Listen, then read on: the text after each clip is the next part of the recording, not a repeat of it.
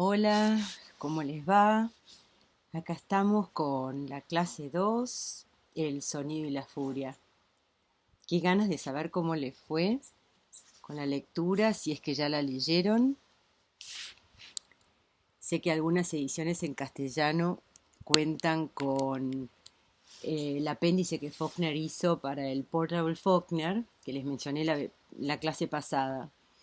No le presten demasiada atención a eso porque la novela es la novela. Faulkner tuvo otra intención cuando escribió eso.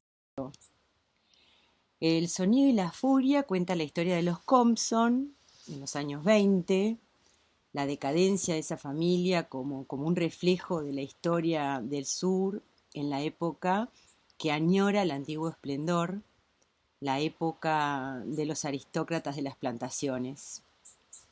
También podríamos decir que la novela cuenta la obsesión de los hermanos Compson por Cady, o la pérdida de la pureza de Cady, la única hermana mujer de los 4 hermanos Compson. O podríamos decir que esta novela es un soliloquio en 4 partes sobre el tiempo, sobre la nada, sobre la desintegración. El sonido y la furia, el sonido objetivo, sin sentido, la furia subjetiva, interpretativa. Pero ahora vamos a organizar el análisis, ir juntos parte por parte, si la han leído o se disponen a leerla después, según lo que ustedes han decidido. Son 4 partes y cada una es en cierta manera autónoma. Están conectadas, sí, porque todas cuentan más o menos lo mismo, pero con distinta perspectiva, distinta subjetividad respecto de la historia. Las 3 primeras partes están narradas por personajes y sus impresiones no son necesariamente confiables. Cuentan en primera persona, pero desde su perspectiva, su modo de interpretar las cosas. Este aspecto de toda novela es fundamental. ¿Quién narra una historia y pensar que como todo en la vida es subjetivo, es el punto de vista de alguien? Esto en El sonido y la furia es modernísimo. Se publicó en 1929. Nosotros los lectores tenemos que reconstruir la acción según lo que cada uno cuenta, sin que nos quede una sensación de mucha seguridad de cómo fueron las cosas. La primera perspectiva es la de un retrasado mental, la segunda la de un suicida y la tercera la de un tipo lleno de ira. ¿Quiénes son los Compson? Una familia con antepasados gloriosos, un héroe de la guerra civil, un gobernador. Tengamos en cuenta que Faulkner les pone nombres repetidos, los muestra como toda familia que se precia de su sangre, de su linaje. Entonces tenemos a Jason Compson III, el padre, y su esposa Caroline Bascom, la madre, y 4 hijos. Quentin el mayor, Jason el cuarto, Cady, Candance y Maury, que después se va a llamar Benji o Benjamin. Los sirvientes afroamericanos son Dilsey, casada con Roscus, y tienen 3 hijos, T.P., Verge y Fronnie. Les decía en la clase pasada que lo que suelo hacer con lecturas complejas, como estas novelas de Faulkner, es anotar los nombres de los personajes en un papelito que uso de señalador, machete. Y por ejemplo acá, al principio, el que cuida a Benji es Verge Gibson, hijo de Dilsey, pero más tarde contratan a Luster para que lo cuide uno a uno. O Maury Bascom, por poner otro ejemplo. Es el hermano de la señora Compson y ese es el nombre que le ponen al menor de los hijos, a Benji. Bueno, le ponen Maury, pero después, como es retrasado mental, le cambian el nombre a Benjamin, un nombre bíblico. Entonces, si dudo, recurro al machete. El sonido y la furia tiene elementos típicos de la literatura gótica sureña. Personajes grotescos, violencia y un entorno deteriorado y en descomposición. La razón de la desintegración de los miembros de esta familia sucede porque están obsesionados con el pasado y entonces los acontecimientos y las fuerzas del pasado los controlan. Decíamos antes que la novela cuenta la pérdida de la virginidad de Cady antes de casarse. Y en cada una de las 3 primeras secciones sus tres hermanos revelan a través de sus pensamientos lo que significa para ellos. Es decir, que el centro de esta novela es Cady Thompson, que al crecer se convierte en una fuente de obsesión o de amor obsesivo por dos de sus hermanos y que inspira una abominable venganza de parte del tercero. Es irónico, pero muy significativo, que Cady no cuente su propia historia. Esta descentralización del personaje principal es modernísimo. Si ya con los distintos puntos de vista que tiene la historia, Faulkner implica que no existe una realidad objetiva, todavía, si además el personaje principal no tiene su propia voz. Ella es la fuerza dinámica de la novela, pero la conocemos desde la percepción de otros. De ahí el sonido objetivo sin sentido y la furia subjetiva e interpretativa. Eso permite mostrar conceptos como la virginidad, el honor y el pecado como algo que no es una constante dada por Dios, sino que son construcciones sociales creadas dentro de una sociedad, en este caso, patriarcal. Bueno, vamos primero al título. Es una transcripción de Macbeth de Shakespeare y Macbeth, un noble escocés, se acaba de enterar del suicidio de su esposa, Desdémona, y él dice así: tenía que morir un día u otro. Siempre hay tiempo para esas palabras. Mañana o mañana o mañana se cuela, con pequeños pasos, día a día, hasta la sílaba final del tiempo prescrito. Y todo nuestro ayer iluminó a los necios la senda polvorienta que lleva a la muerte. Extínguete, fugaz candela. La vida es solo una sombra errante, un pobre actor que se pavonea y retuerce una hora sobre la escena y después calla para siempre. Es una historia contada por un idiota, llena de ruido y de furia, que no significa nada. Decíamos que el eje de la novela es un soliloquio sobre el tiempo, la nada, la desintegración. Lo que Macbeth dice en su soliloquio, que la vida es una sombra del pasado y que un hombre como él no podrá alcanzar la grandeza del pasado, Faulkner lo reinterpreta y le agrega la idea de que si un hombre no se quita la vida, como hace Quentin, sus únicas alternativas serían ser un cínico materialista como Jason o un idiota como Benji, que no pueden ver la vida como nada más que una serie de imágenes y sonidos y memorias sin un sentido. Y así empieza la novela, en la primera parte, contada por un personaje con retraso mental severo, y sucede el sábado 7 de abril de 1928. Es el cumpleaños de Benji, que es el hijo menor, y es el día antes de Pascuas. Es decir, que hay 3 secciones que van a ser de esos 3 días seguidos de 1928. Esta es el sábado 7 de abril y está narrada desde la perspectiva del mismo Benji, que cuenta impresiones sensoriales mezcladas con memorias, lo que hace que la primera parte pueda ser la más difícil. Las memorias retroceden a toda su vida, hacia momentos relativamente felices con su hermana Cady y sus hermanos Quentin y Jason, hasta su castración, que se la hacen porque se acercó a una chica de una manera un poco torpe.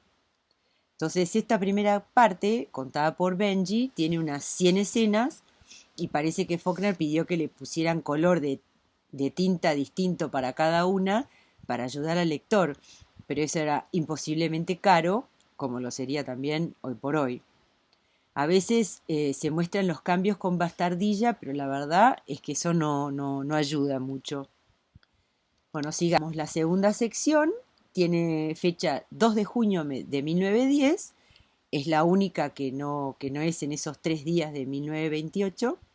Está narrada desde el punto de vista del hermano de Benji, Quentin, y también amalgama el presente con el pasado, pero presenta los eventos encadenados con cierta continuidad en un relativo orden, al menos con los hechos del presente, de ese 2 de junio en el que Quentin está en Harvard y decidió suicidarse. Antes de hacerlo, camina por Cambridge, tiene unas aventuras, Se mete en una pelea, piensa en su hermana Cady y en su obsesión con su pérdida de la virginidad y finalmente se ahoga en el río Charles. La tercera sección tiene fecha del 6 de abril de 1928, es decir, un día antes de la primera, y está narrada por Jason Compson IV, hermano de Quentin, de Benji y de Cady. Estafa a todas las mujeres de su familia, a su madre, a su hermana Cady, a su nieta Quentin. Ella se llama como su tío suicidado en honor a él o a su memoria. Esto puede confundir un poco hasta que uno comprende que es la hija que tuvo Cady con uno de sus novios, y para distinguirla la voy a llamar Miss Quentin.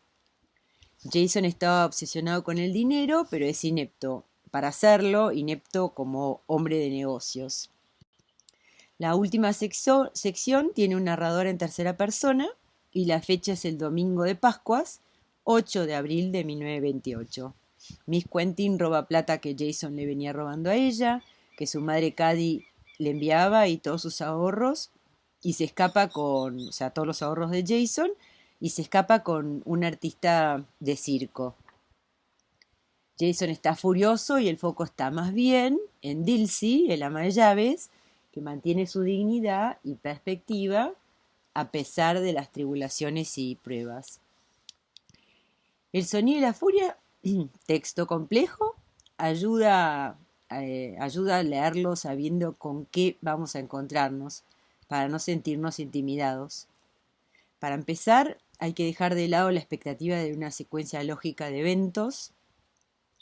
Las primeras dos partes son las más complicadas por la mezcla o combinación del presente y del pasado, sensaciones, memoria, sueño, realidad.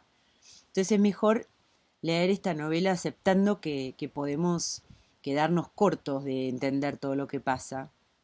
Y si quedamos confusos o desorientados, es mejor relajarse y disfrutar de las descripciones, de los diálogos, de la cadencia. La verdad es que, primero que nada, debemos aceptar la novela en sus propios términos y no esperar una narración tradicional. Si aparece un pasaje que no es claro, avanzar de todos modos, se podrá aclarar más adelante, pero lo más importante es no interrumpir el flujo de las ideas y de las imágenes. Se puede retroceder si se quiere, en todo caso, y reconstruir sentido. En mi opinión, si se puede leer cada una de las secciones de un tirón, lo va a ser más fácil. Lleva 1 hora y 45 minutos más o menos cada una. Igual no dejemos de tener en cuenta que muchas escenas se comprenden más bien en retrospectiva. La primera, 7 de abril de 1928. Benjamin tiene 33 años, bueno, su cumpleaños número 33, que es la edad de Cristo. Él es débil mental, no puede hablar, no comprende el mundo alrededor de sí. Sus percepciones del presente se combinan con memorias de infancia y adolescencia, por lo que la narrativa aquí está compuesta por interpretaciones incompletas y desordenadas de lo que sucede. En la primera escena, Benji está parado al lado de un cerco, cerca de una cancha de golf, en la que cada tanto se escucha «¡Acá, Cady!», que así es como los golfistas llaman a sus caddies o changadores de bolsas de palo de golf, pero que para Benji es una constante invocación de su hermana, que acaba de casarse y se fue de la casa. Lo acompaña Laster, que es uno de los afroamericanos al servicio de la familia Compson, que perdió una moneda y la busca desesperadamente. Él quiere ir a uno de los shows itinerantes que esa noche actuaban en el pueblo, en Jefferson. Seguimos en Yocnatapaufa. Y se agachan y tratan de gatear a través de una parte rota del cerco, y ahí Benji se engancha en un clavo, lo que le hace acordar a otra vez muy parecida, que le pasó eso con Cady. Y a partir de ahí, el monólogo va y viene del presente al pasado, con la técnica que mencionamos en la primera clase, el fluir de la conciencia. Y lo que es evidente es el fuerte apego de Benji por Cady, que huele a árboles. Pasaron 18 años desde que Cady se casó, pero Benji sigue en el cerco esperando que vuelva. Además del casamiento, otros recuerdos importantes son su cambio de nombre y la imagen de los calzones de Cady cuando trepa un peral y el incidente en el cerco con la chica escolar que desemboca en su castración. En el tiempo presente, Laster le pide a Benji que lo ayude a encontrar su moneda. Van hacia un arroyo y le saca los zapatos a Benji, lo que le provoca otra memoria, por lo que cada tanto se pone mal, se inquieta. Se acuerda de cuando tenía 3 años y jugaba con sus hermanos. En esa época él se llamaba todavía Maury, por su tío materno. Cady tenía 7 y se le moja el vestido en ese arroyo. Verge, el afroamericano que entonces cuidaba a Benji, le dice que la madre se va a enojar y le va a pegar. Y ella, Cady, se saca el vestido para secarlo y su hermano Quentin, que tiene 9, se enoja, no le gusta que haga eso, lo que hace que a Cady le den más ganas de hacerlo. Le pide a Verge que le desabroche el vestido y lo amenaza con contar secretos suyos si no lo hace. Quentin le pega a Cady y ella se cae al agua, y de ahí salpica a Quentin mientras están tirándose agua, y Verge trata de sacar a Benji de ahí y amenaza con contar lo que hicieron, y Benji ve los calzones de Cady llenos de barro. Roscus, el marido de Dilsey, llama a los chicos a cenar. Quentin está preocupado por la penitencia, el castigo que les va a tocar a él y a Cady, y ella como una pequeña sadomasoquista, dice que ojalá los azoten. Y se pone de nuevo su vestido y Quentin dice que tiene miedo de que Verge cuente lo que pasó y ella, muy desafiante, dice que no le importa. Ahí aparece Jason, que los sigue hasta la casa con las manos en los bolsillos. Llegan a la casa, que tiene todas las luces prendidas, y los recibe el padre, el señor Compson. Y Jason enseguida buchonea lo que pasó, lo que Cady y Quentin hicieron. Al padre no le preocupa mucho, solo les dice a los chicos que vayan a cenar con los sirvientes. Y a pedido de Cady la pone a ella a cargo de la cena con los chicos. Benji siente que hay algo mal y llora. Quentin se niega a comer, Jason come pero después se larga a llorar también y Cady asume un rol materno y les pide a los chicos que se porten bien. Y ahí aparece Fronnie, la hija de Dilsey, y dice que se murió la abuela materna, que los padres de los chicos están de duelo. Jason escucha eso, se larga a llorar. Cady porfía de que los adultos están haciendo una fiesta, se va afuera y Verge la ayuda a subir a un árbol para espiar lo que pasa, a ver si es un velorio o una fiesta. Ahí Benji nota que Cady, como lo hará varias veces, huele como los árboles. Esos son algunos de los eventos organizados secuencialmente, evocados por Benji en ese 1928 que encuentra una pelota de golf y quiere jugar con ella, pero Laster se enoja y se mete la pelota en el bolsillo. El cambio de nombre de Benji es de 1900. La escena que se refiere a la castración es de 1910.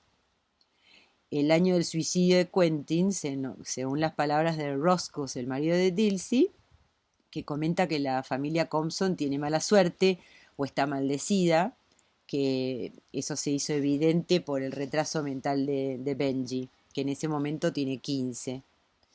Los sirvientes afroamericanos hablan supersticiosamente, dicen que la noche anterior escucharon un búho y que fue un augurio de la muerte de Quentin. En 1900, cuando la familia se da cuenta de que Benji es retrasado mental, la madre le quiere cambiar el nombre y se lo cambia de Maury a Benjamin, porque la madre lo que no quiere es asociarlo a su hermano, que es casi como se llama su hermano, o con su lado de la familia, porque Benjamin es un nombre mejor para alguien como él, que está asociado a la Biblia. Para la madre, su linaje es inferior al del marido, y para colmo, el último varón de su familia es su hermano Maury, un borracho, mujeriego, que todo el tiempo pide plata prestada. El affair que él tiene con la señora Patterson es de la Navidad de 1902. Bueno, al analizar esta sección, la primera, y desenredar los eslabones de la cadena de eventos, tenemos que tener en cuenta que el enredo tiene un sentido. Una secuencia de hechos con un orden que nosotros consideramos una secuencia lógica no es necesariamente la que es válida. Podría incluso distorsionar los eventos mismos. El propósito de Faulkner es reconstruir la manera como el mundo le aparece a un retrasado de 33 años. Para Faulkner, esta perspectiva es válida, no es solamente el resultado de la estupidez. Fijémonos en la poética del lenguaje, o cómo a través de toda la novela aparecen menciones a una vela y una sombra, igual que en el pasaje de Macbeth al que refiere el título, Extínguete, fugaz candela. Y acá en esta sección, contada por Benji, va hacia la parte que dice como una historia contada por un idiota, y refiere a lo que contaría Benji si supiera hablar, porque la novela está llena de simbolismos. La parte del pasaje de Macbeth que dice no significaba nada, describe este mundo de Benji que tiene imágenes agudas, pero que la comprensión de él no llega a desarrollarlas. Podría ser la posición de Dios. A algunos les podrá parecer blasfemo, pero seguro Faulkner había leído El idiota de Dostoyevsky, que había sido publicado en 1868, que imagina a Cristo como alguien que muchas veces fue tomado por un idiota. Por algo Benji tiene 33 años, la edad de Cristo.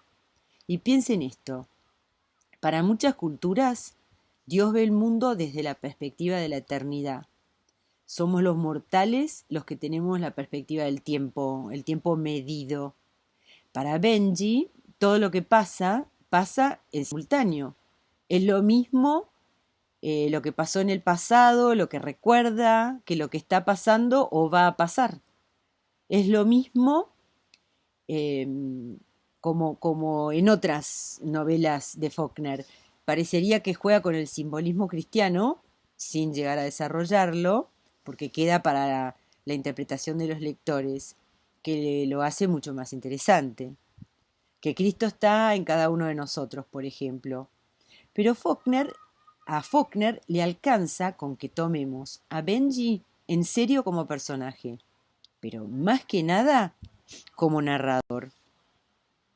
Y si seguimos interpretando el simbolismo que cambia, el cambio y la resistencia al cambio están mostrados en la primera escena, que vemos el campo de césped a donde jugaban los chicos en la infancia, que se convirtió en una cancha de golf. Muestra el paso de una vida rural a una comercial. Y Benji no puede aguantar el cambio y quiere regresar al pasado, a una escena de la infancia, por un agujero en el cerco.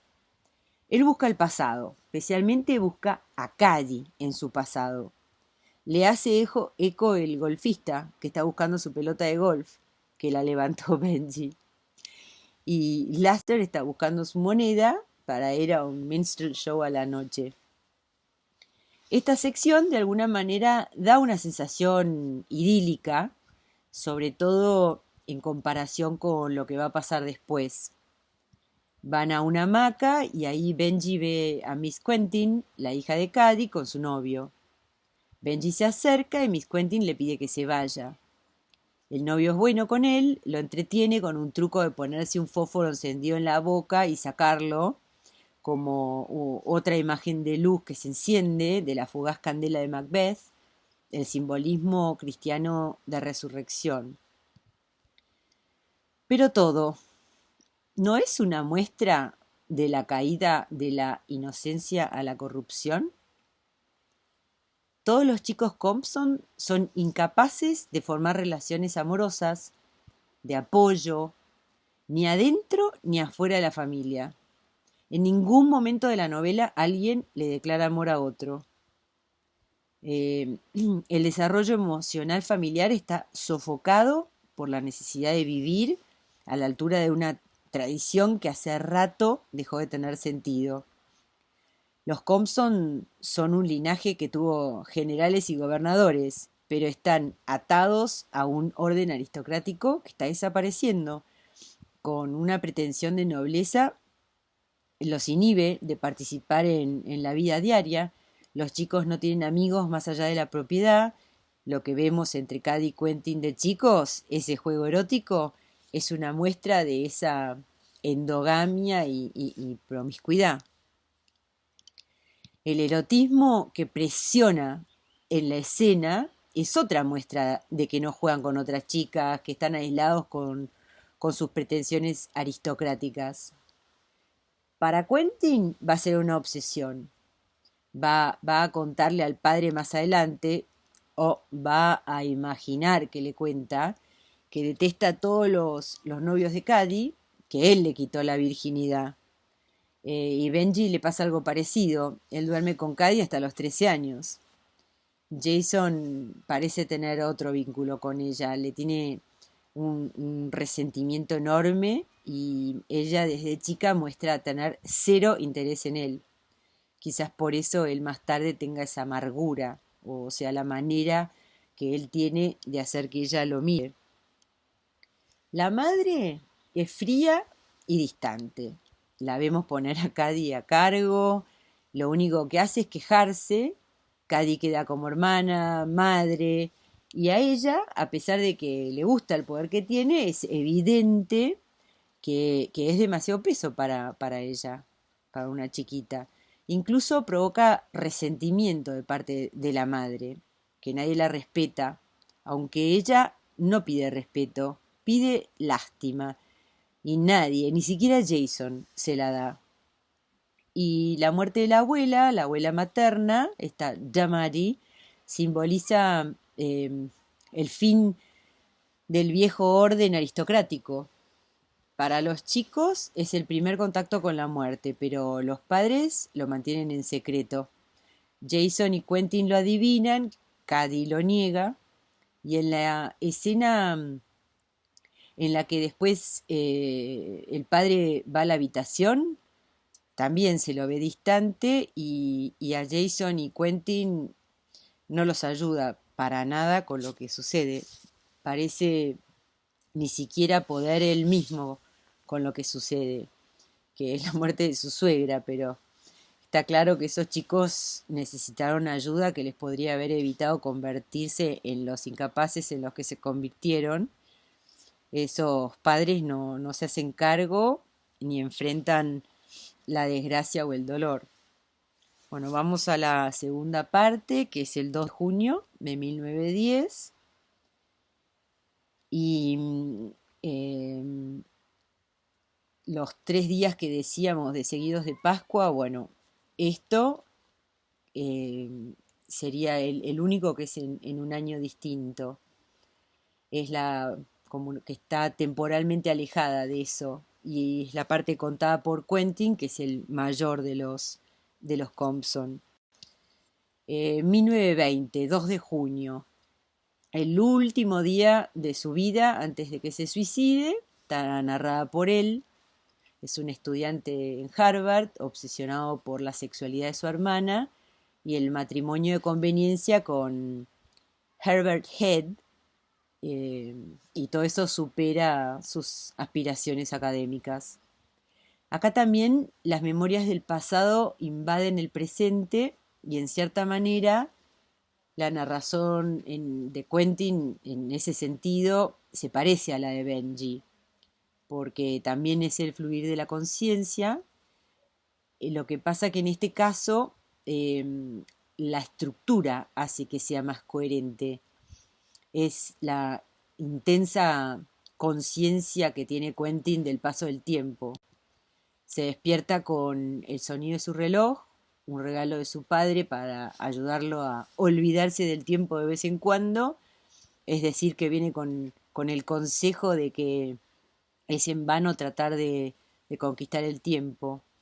Él le tuerce las agujas y en vez de ir a sus clases de la mañana, se prepara para morir.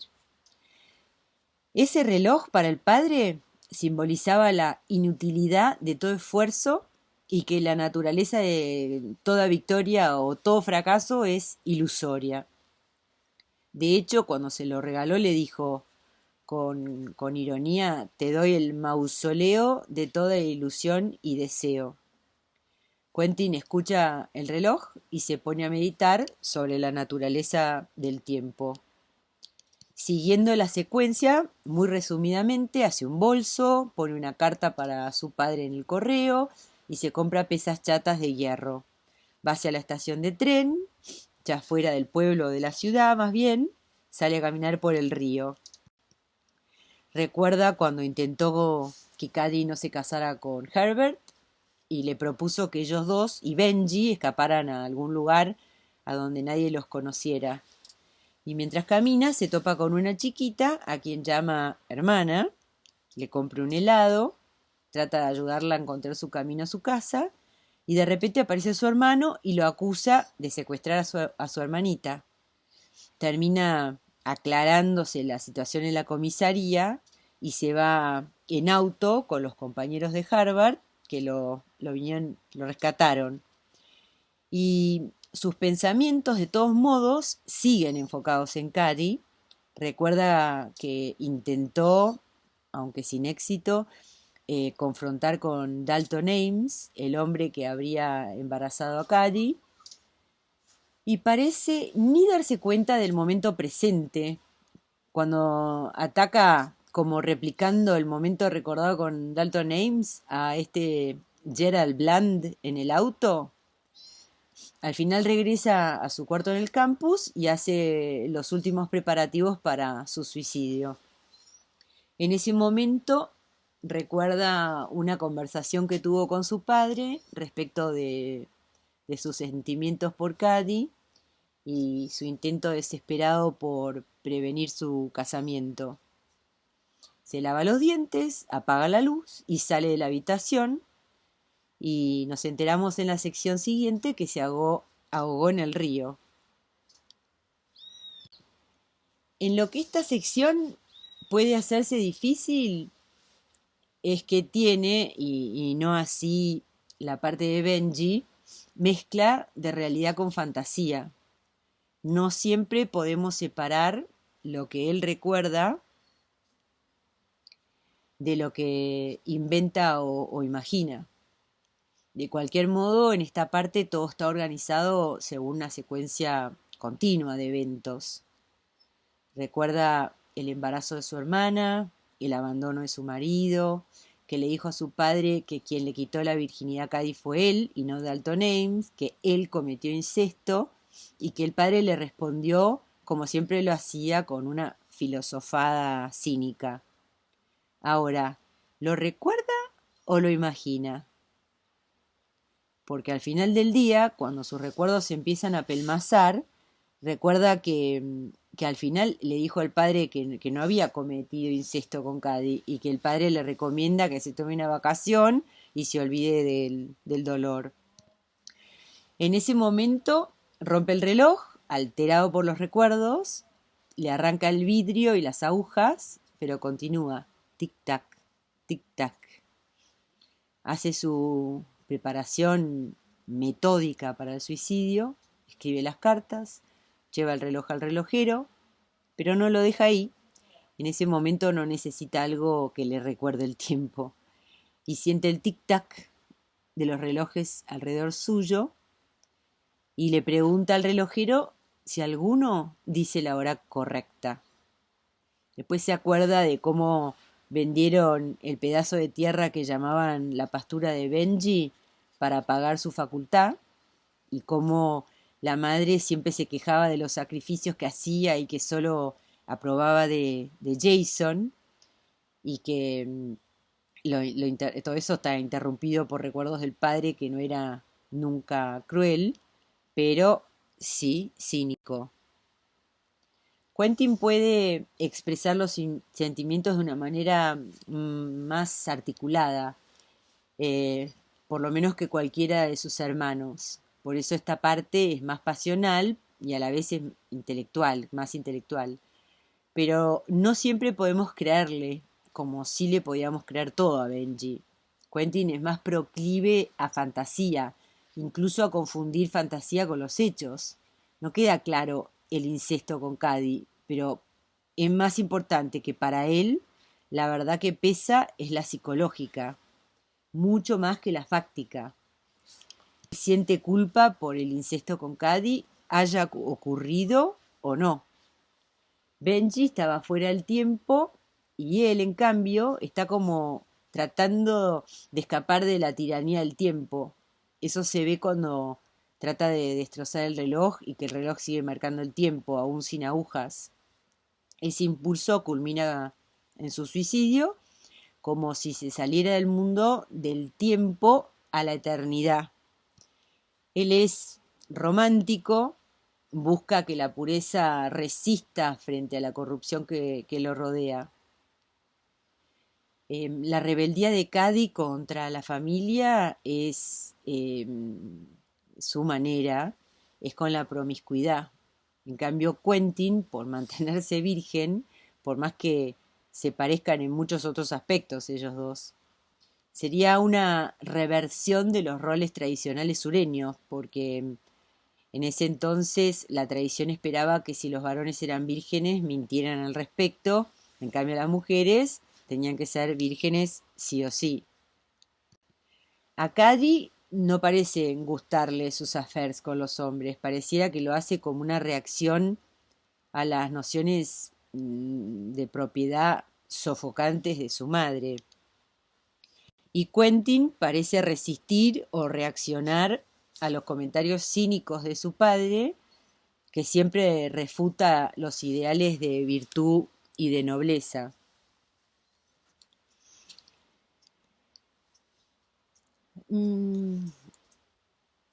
Quentin hace lo opuesto, afirma sus valores, es lo opuesto al padre. Si su padre le dio el reloj para que se olvide el tiempo, él se obsesiona con el tiempo. El padre le recomienda que se olvide el pasado y él está siempre preocupado por sus recuerdos. Ese cinismo del padre parece una reacción a la noción rígida de su esposa de lo que es un comportamiento apropiado. Él parece estar atrapado en un matrimonio sin amor y que universaliza su propia desesperación como si fuera una condición universal, como algo de todo el mundo. Como él no puede vivir con esos ideales, prefiere verlos como absurdos. Parece a un tipo que le importa más la elocuencia que el contenido de lo que dice. Toma demasiado, con un impulso destructivo. Y mientras tanto insiste en que nada importa mucho, más allá del alcoholismo, pensemos, su comportamiento de lo más convencional.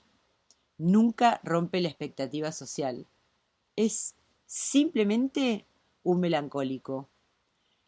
Su esposa, por su parte, reacciona a lo que dice su marido de una manera rígida y obtusa. Ella habla de reglas arbitrarias más que afirmar estos viejos valores. Para ella, todo se reduce a las formas sociales, vacías, ni siquiera parecen sostenidas por la religión o la tradición. Ella instala una rivalidad en la casa porque se siente intimidada por el linaje superior de su marido y siempre tiene la necesidad de defender su linaje. Bueno, por otro lado, la esclavitud para ese entonces ya ha sido abolida, pero el orden social sigue basado en el mismo modelo. Los sirvientes afroamericanos siguen viviendo aparte, sirven a los Compson de toda la vida, generación tras generación. Parece una inercia social. Tanto blancos como negros continúan ese orden social más bien como por estabilidad más que por convicción. Quentin en Cambridge se siente incómodo, tan extranjero como la chiquita italiana, y gente como Gerald Dames parecen para él vivir ese nihilismo que pregonaba su padre. Y la educación de él en Harvard no tiene un sentido práctico o espiritual más allá de mantener las pretensiones sociales de la familia, de estatus, algo que contrarreste la decadencia de la familia. Quentin se siente culpable de que el lote de la pastura de Benji fue vendido para pagar su educación. Y fíjense que pospone su suicidio para el final del semestre, así la plata no se desperdicia, como otra concesión a las formas sociales. Algo que se nota en la meticulosidad con la que prepara su suicidio, esto de la concesión a las formas sociales, ¿no?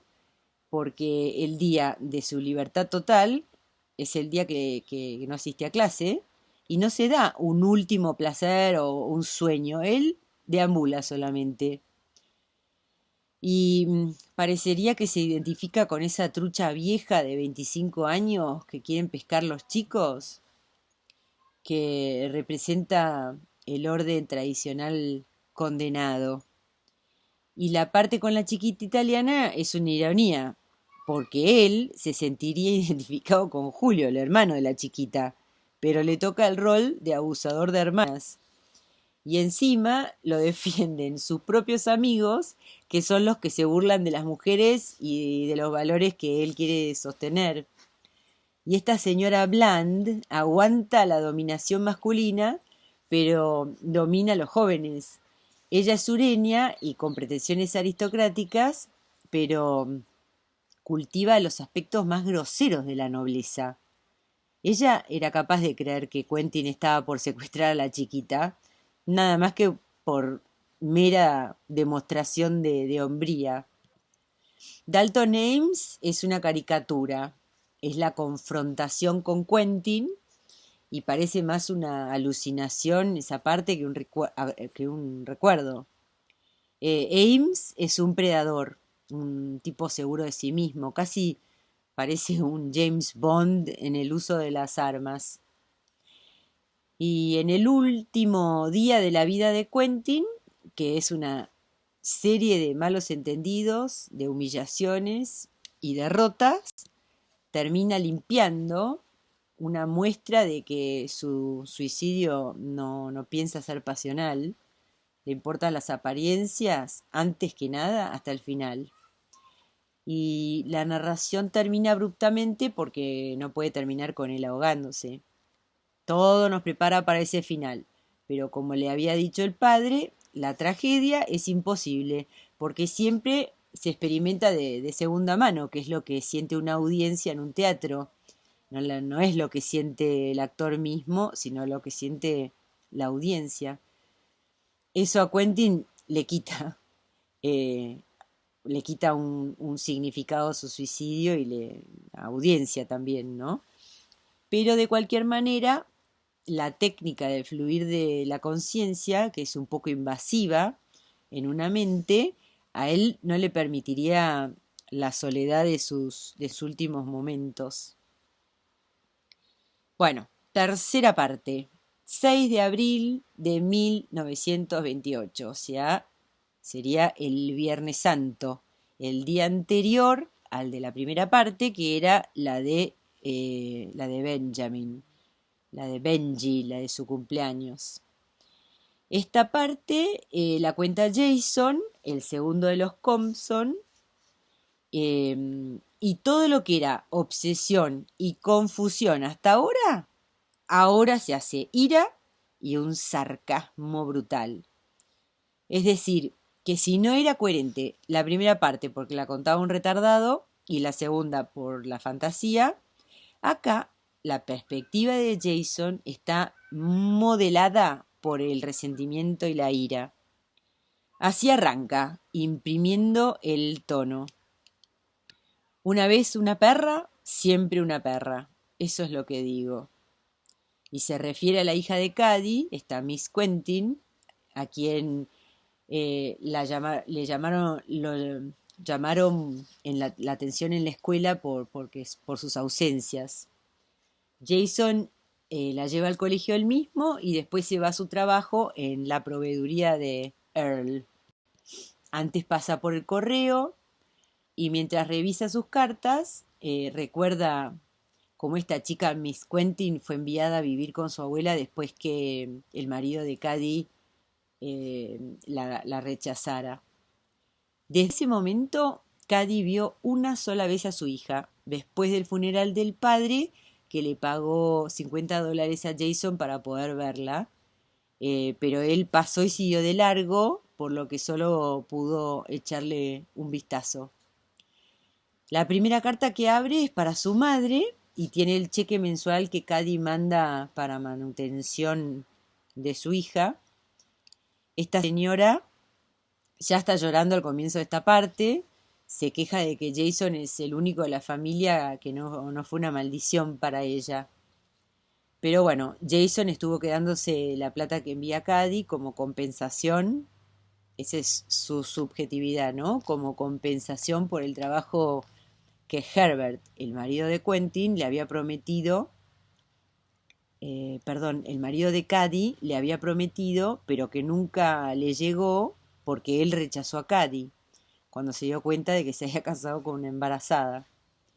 Él se guarda los cheques y quema unos falsos frente a su madre como repudio a Cady.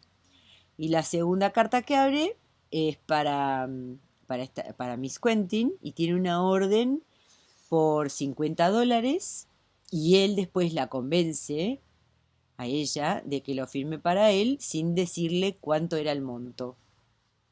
Esta señora, la señora Compson, se queja todo el tiempo y parece un inútil, pero la verdad que su tragedia es genuina, porque no recibe respeto de nadie.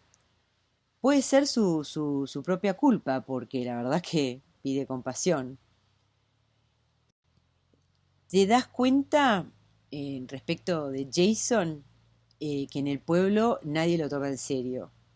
En el trabajo hace poco y nada, se la pasa yendo al correo a ver sus inversiones, que no paran de bajar, y su jefe, este Earl, le dice que no lo echa por respeto a su madre, pero lo cierto es que el trabajo que Jason tiene es uno que a sus ojos es el que tienen los sirvientes de su casa. Esa tarde la ve a Miss Quentin paseando por la calle con una artista del show itinerante. Los persigue, ellos escapan, pero le desinflan una goma y cuando vuelve a su casa lo joroba con crueldad a Laster, quemando unas entradas para el show que él se desesperaba por ver. Después se niega a sentarse a la mesa hasta que esté sentada toda la familia. Y ahí burla a su sobrina, contándole que esa tarde le prestó el auto a un amigo que tenía que perseguir al marido de su hermana que andaba con una mujer de esas. Y se cuenta que el padre murió de alcoholismo el día del entierro. Jason fue el día que recibió los $, de Cady para que la deje ver a Miss Quentin. Y en Jason es la ira, la pasión que lo mueve, arremete contra cualquiera con quien se tope, tiene una crueldad inútil, por ejemplo cuando quema la entrada para el show antes de dársela a Laster. La verdad que un tipo así es fácil imaginarlo miembro de alguna organización de odiadores como el Ku Klux Klan o un partido nazi o participando de crímenes horripilantes. Nos produce repulsión, pero a la vez nos da respiro cuando salta con una ocurrencia o un chiste, como cuando dice eso que dice respecto de los Compson, habremos tenido gobernadores y generales en la familia. Menos mal que no tuvimos reyes o presidentes, estaríamos todos en el manicomio cazando mariposas. Y a veces no me digan, no es fácil darnos cuenta si nos estamos riendo con él o de él. No lo excusa, pero sí lo explica la presión que le tocó en suerte de sostener la mansión con los sirvientes y el hermano retrasado. Él no fue criado para el trabajo, no era lo que se esperaba de los aristócratas. De hecho, su padre y su tío se salieron por la tangente del alcohol antes que pensar en serio cómo sostener a sus familias. Y hay cierta justicia en su sentimiento de que Quentin y Cady despilfarraron su patrimonio. Él pierde plata especulando con algodón, sí. Y Lorraine, la prostituta de Memphis, no parece tener mucho problema en conseguir plata de él. Y no parece tampoco Jason engañar a nadie con sus trucos, salvo a su madre. En el pueblo están todos al tanto de lo que viene haciendo, y si él corporiza el mal, es uno bastante ridículo. Y Miss Quentin, que lleva el nombre de su tío suicidado, parece haber heredado de la madre la rebeldía, el gusto por trepar árboles, pero no tiene la delicadeza de su madre. Probablemente a ella la brutalizó el entorno. La tratan mal porque les recuerda a Cady, y de hecho a Quentin esa identificación le impide desarrollar su propia personalidad. Por otro lado, no sabemos cómo hace Cady para tener $50 mensuales para enviar. Ella se casó con un hombre rico, siguió con Herbert Head, porque sabemos que él la repudió, pero no sabemos si fue una separación temporaria o llegó a divorcio. Porque esto lo sabemos por Jason, que está tan enojado que porque no le dieran el trabajo en el banco, pero a lo mejor no se lo dieron porque el propio Jason no era muy confiable. Piensen que todo esto nos enteramos desde la perspectiva de Jason, que él está contaminado por la ira. Tampoco sabemos por qué, si Cady tiene plata y tanto quiere ver a su hija, ¿por qué nunca trató de recuperarla? ¿Será que Cady tiene que mantener a Miss Quentin en secreto de su nuevo marido? Pero si ella era tan rebelde en la infancia, ¿por qué ahora es pasiva?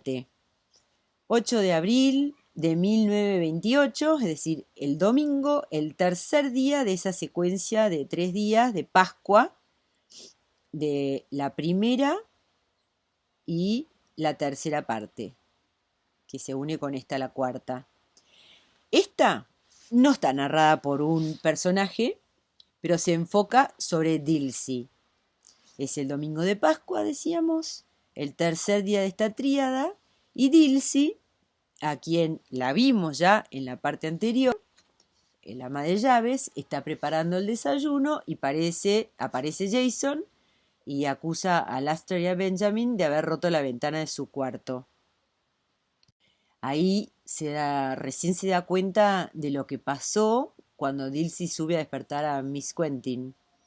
Jason sube corriendo y se encuentra el cuarto de Miss Quentin vacío, la cama sin usar, y en su cuarto se encuentra con la caja fuerte rota.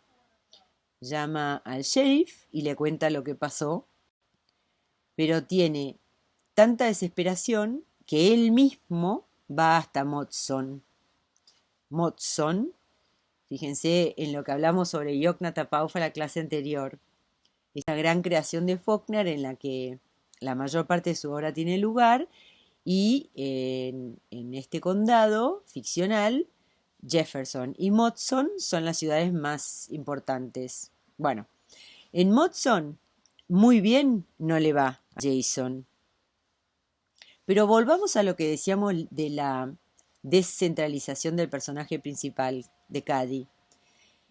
Esta parte, la última, podría estar contada desde su punto de vista, pero sin embargo nos quedamos sin su perspectiva. Muy probablemente arruinaría ese halo de misterio alrededor de Cady. Ella representa las virtudes de la compasión y la sabiduría femenina. También es cierto que eso de Dilsey. Y parecería que Dilsey en eso está representando la Cady acá. Pero esta parte no es un fluir de la conciencia de ella, de Dilsey. A Faulkner probablemente le costaba entrar en la mente de Dilsey, como para escribir el fluir de su conciencia, pero bueno, al narrarla en tercera, la deja Dilsey un poco menos conocible para el lector. Igual esta parte es la más convencional de la novela, pero pretende darle coherencia, la coherencia que le faltaba a las otras tres.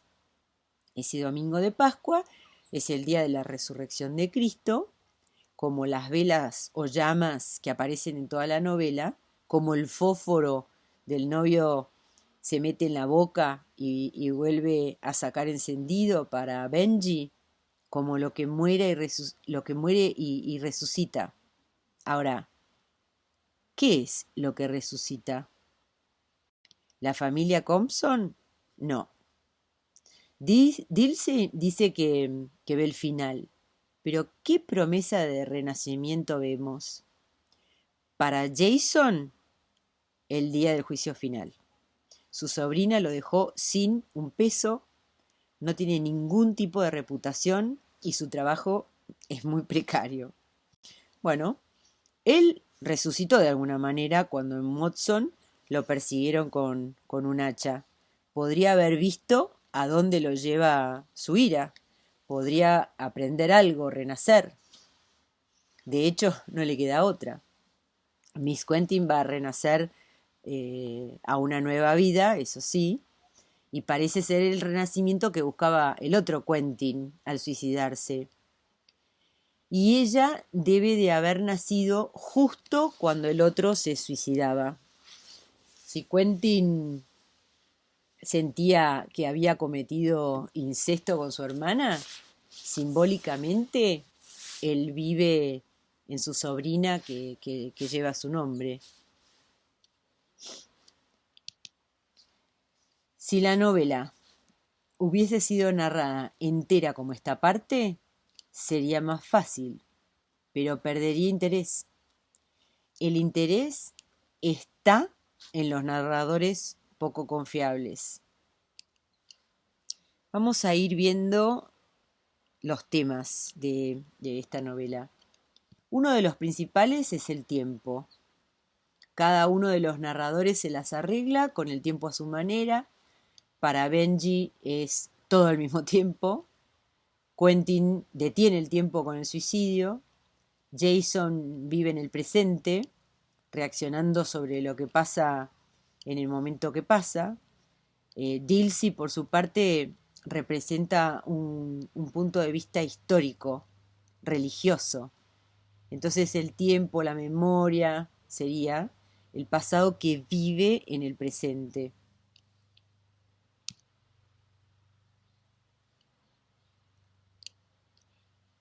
Otro tema es el orgullo, que es lo que deshace a los Compson por la pérdida de propiedad y el estatus, que desmoraliza a los padres, a Jason III y Caroline, y se meten para adentro, el padre con el alcohol y ella con su hipocondría y la cama. Otro tema, el amor y la pasión, el amor de los hermanos por su hermana, es decir, que sería también el pecado y la sexualidad. Otro tema, la salud mental y la falta de salud mental, que se nota en el contraste entre Benji y Jason, en el suicidio de Quentin, en el retiro a la cama de la madre, en el odio de Jason. Y como dijimos al comienzo, la decadencia y corrupción de esta familia, que refleja la decadencia y corrupción del pasado. La clase que viene vemos Absalom a Absalón, que cronológicamente es la primera novela entre las que vamos a ver va hacia la época de la Guerra Civil. Como vamos a ir descendiendo en dificultad. Esta Absalom es compleja, tiene muchas capas entrelazadas, que es lo que complejiza la lectura. Y la otra razón por la que lo vemos segundo es por eso. El narrador principal de Absalom es Quentin Compson, estudiante en Harvard, todavía no se suicidó, a quien un compañero le pregunta, ¿cómo es el sur? Y la respuesta, que es la historia que va a contar, la historia de Thomas Sutpen, está contada por distintos narradores. Hay memorias, hay chismes. Entonces, si deciden leer la novela antes de la clase que viene, traten de identificar esas tres voces, como saber quién es quién que está contando, si es la de Quentin, la de una señora llamada Miss Rosa, o si es la del padre de Quentin. Traten de ver eso, pero tampoco se preocupen demasiado, relájense a disfrutar la cadencia de esta obra maestra, la obra de un total genio. Y si les cuesta concentrarse, no se preocupen, la vamos a desmenuzar juntos la clase que viene. Bueno, adiós y muchas gracias.